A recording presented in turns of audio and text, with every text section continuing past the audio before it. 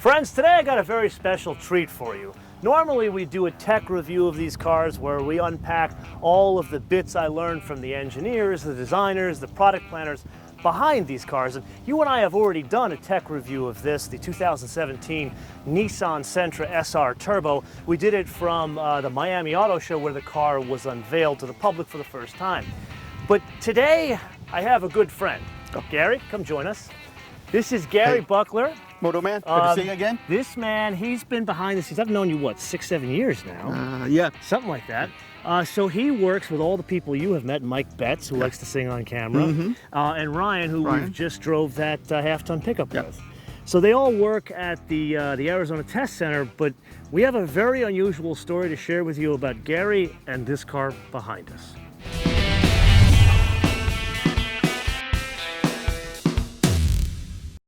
So Gary, we have a little tradition when we start these tech reviews. We always start with the engine. But in this case, this really isn't tradition. This is kind of the whole deal in that you invented this car. This is what the audience doesn't know, and the reason why I wanted you to come on and tell us a bit of a story here. Okay. So what exactly did you do to invent this? Well, we got a request from the upper management guys, and they said, hey, what's the possibility of putting a Juke motor into the Sentra? Which is the 1.6 turbo. 1.6 turbo. Okay, and let's be very clear about this. Usually when either a whole car or even different derivations of a car comes from like product planning, engineering, this was a marketability engineer calls you and says, hey, I want you to look into this. Yeah. Cool. So the team in, on the other end of in Michigan, upper management guys and the engineer.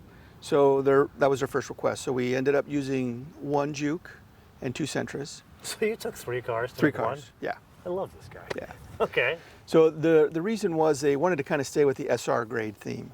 So it has the body kit and all the other parts. But the SR grade isn't offered with anything other than a CVT, and we wanted a manual transmission to kind of was one of the requirements. So we used a donor car from Mexico because it has the intelligent key system with the manual transmission. So like this, basically you go up to the car, press the button, the car goes. And that's not on offer in the US? Not with the manual transmission. The manual transmission, okay. And so staying with the SR grade, those are all, at the time, were CVTs. Now what were some of the other packaging challenges you had to really deal with? We ended up using the Mexico spec body because of the clutch assembly. There's no provision for that in the SR grade. You don't make one floor pan and have the plugs in them? No. So no matter what, it changes? It was changed, yeah. Oh, that's fascinating. Yeah. Now, where is it? Just to refresh my memory, where is this car built? This is Aguascalientes. So same, effectively, they built all markets, whether it's Mexico, South America, North America, all in that factory. Yes. But they're still doing a different floor plan for the U.S. in the same factory. It would be like if you were to get they do offer a manual transmission in the U.S., but it's just not... It's a base car. Base car. I got it. Yeah, no SR kit, no different. Okay. So walk us through, when did this happen? When were you doing all this? It was probably about 2.5 years ago. Okay, so Gary, what are some of the other changes you had to do here? Surprisingly, a lot of the parts were between, off the shelf, more or less. Okay, let's be very clear about this, because they haven't seen your shop. I have. Oh, okay. So remember when we did the QX56, back then it was QX56, now QX80, we shot this at the Proving Grounds with Gary, that's where he works. And there's this great shop in there where you have multiple cars. I won't even tell everybody about the other Franken cars you have there, although it's very cool, by the way. So literally you got the shop, so you got multiple parts, and what are you doing with the rest of the parts? Like the stuff you don't use, what happens to them? So, well, we had, at one time there was 3 bays tied up. And then again, we used the donor, the main donor was the MT car. Yeah. And a lot of the parts, like the wiper cowl, and some of them just pulled right off of the Juke and bolted right into place on the Sentra. How long does a project like this take? It took total about 3 weeks, start to finish. It is a great gig. You get to come into work and literally make a Frankenstein car. So, if I'm getting this correctly, you start with 3 cars, and the goal was to somehow get a 1.6 turbo and a manual transmission in an existing car. Now, are you the one that does all the other stuff that goes around it, like the cooling or structural enhancements. Is that you or is it somebody else? What we did was we just put it in and we used all the existing parts that we could that were basically off the shelf to fit in there. Really speaking, it took about 3 days to put the engine in, and the rest of the time was spent on wiring. Oh, wow. Yeah. 3 weeks of wiring? No, not 3 weeks total. Yeah. And then the first 3 or 4 days were, you know, putting things in and getting it to fit. And the wiring was the biggest challenge. Okay. We had 2 different harnesses. There's 2 different braking systems with the ABS controllers, or the plumbing on that. So, you know, moving the Juke stuff over, we had to bring over all of the modules for the engine that ran the Juke parts, and then we had to swap out the hard parts between the 2 cars. So a lot of that was wiring and plumbing. The actual putting the engine in there was the shortest part. Okay, so the other part of the story here that the audience doesn't know is you have literally the ultimate car playground at your doorstep. You have a huge high-speed oval, you've got an off-road track, you've got that marketability course we spent some time on, an awesome place.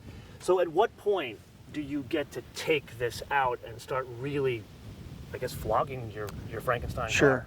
It was about 3 weeks from pulling the first car apart. We were able to drive it out of the garage, and first we, you know, made sure everything was running and starting, stopping, driving, and then from there we worked with the chassis engineer Brandon, who had parts, and he kind of worked hand in hand with us at that point doing the tuning of the chassis. So you're working on the engine, and you've got other people that are helping with, okay, we've got increased power, so how does that impact the rest of the car? So that's Brandon's role. Yeah. Okay. Now, I'm fascinated. You build this thing. Do you somehow communicate this to like other people that are outside of ATC at Nissan and say, hey, look what I built, try this thing out? What we did was actually, once I kind of did my role, then I kind of turned it back over to the other guys. Yeah. And then so when they had like different activities and other dignitaries type of people were there, they would invite them to drive the car. Okay. Kind of see if they could get some traction for the program. Okay, anything else we're missing about the build? Because I want to focus on what you do, what you did to this. Sure.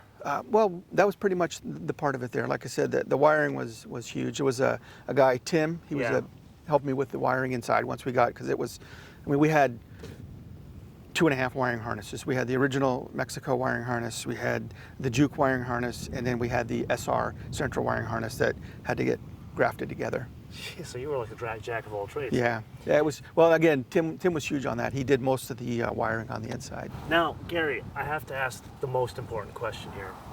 Did Mike Betts or Ryan get any of their mitts on this thing? No, we had to kind of keep them away. We had a velvet rope around there. Which is very smart. Yeah. Because if you want something reliable, you don't involve Mike Betts, correct? Well, wait a minute. Now, potential for me to, he was my boss once, he could be my boss again, so you're putting me on the ice here, thin ice. Okay, I feel sorry for you. But this man is being ridiculously modest about this situation. I told you a little bit about where he works and the cool shop he's got, but you've been living in Arizona for what, 40 years, 46 years? Yeah. So he has built really cool stuff in the past, and here's an instance, and I'm going to talk for you here because you're being too modest. Okay.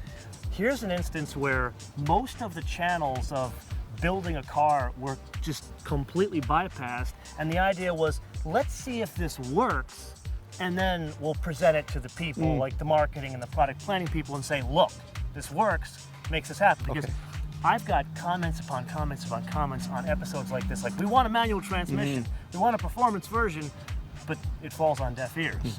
And then there's you that literally rips an engine out of 3 cars and makes 1 car. Do you see why we love Gary?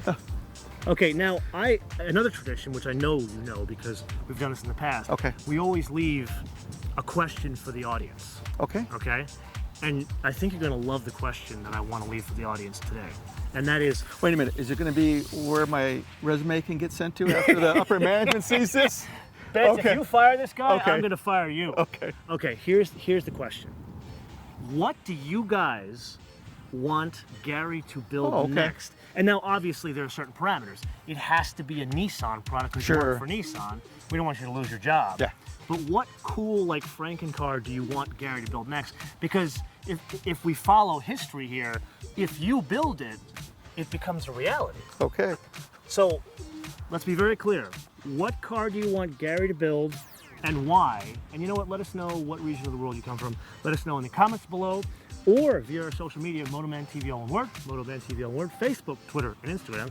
And with that, I'm going to leave them 2 things. Have you downloaded our mobile app yet? Not yet. Okay, I'm going to fire you. You need to, after Where's this, my phone? It's in my car, Okay. actually. You're going to download the app. Okay. And you should download the app.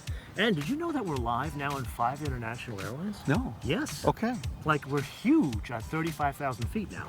Emirates, Virgin Atlantic, Virgin America, Virgin Australia, and soon, starting this fall, American Airlines. And that's great news. Arizona. It's Yeah. a huge hub. Used to be America Worst, then US Scare, and now American Airlines. Yeah. Anyway, we have to leave them with a fun fact. Okay. What fun fact can we leave them with of Gary? What should they know of Gary?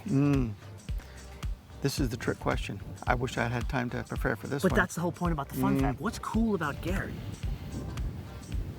Gosh. He's too modest. That's Yeah. the problem with Gary. Yeah. Okay, I got a fun fact. You got I one. got a fun fact. Gary is the coolest grandfather Oh, on the planet okay. because he's got, how many kids do you have? You got a couple We of have kids. 4 kids You have and 4 kids? 5 grandkids. Oh my God. So he just took his grandson in one day Yeah, that's true. on an airplane and a train that went, the airplane from Arizona to California and then a train up the coast. Yeah. The fun fact is, this is the coolest grandpa because he will take you on a plane, take you on a train, and build you a hot rod. Yeah. That's a fun fact. That is. Thank you, MotoMan, man. thanks. Always a pleasure. Okay.